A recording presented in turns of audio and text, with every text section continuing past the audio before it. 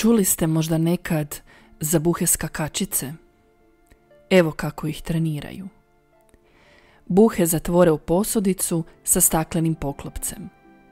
Buhe kao buhe skaču, tuku glavom o poklopac. Nakon nekog vremena shvate da im je dosta lupanja glavom o poklopac, te počnu skakati niže. To je znak treneru da su naučili lekciju. Trener skloni poklopac. Buhe bi mogle iskočiti, ali ipak ne iskaču, jer su naučile skakati niže.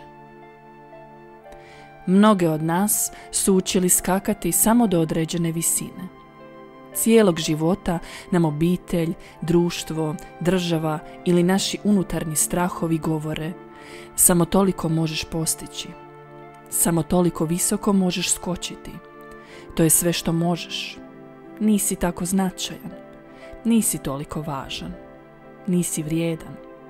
Samo si prosječan pojedinac i ništa posebno ne možeš postići. Stopi se s masom. Naučeni tako, kao i one buhe, skačemo samo do određene visine, ne usuđujući se poskočiti malo više. Strah da ćemo udariti glavom o poklopac bude prevelik.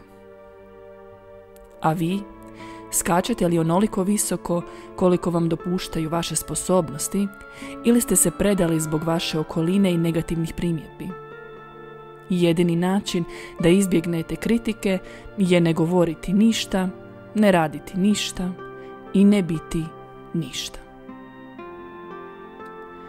Zamislite da imate čarobni štapić koji možete mahnuti iznad određenog područja svog života.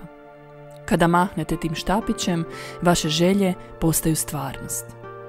Sve što čovjekov može zamisliti i povjeruje u to, može to i postići.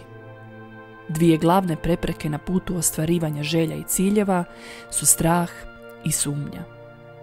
Sve dok čovjek uči i ima želju da se usavršava, on može uspjeti. Prepreke su ovdje da nas provjere koliko stvarno nešto želimo. A pogreške su ovdje da nas nauče kako i kuda treba hodati.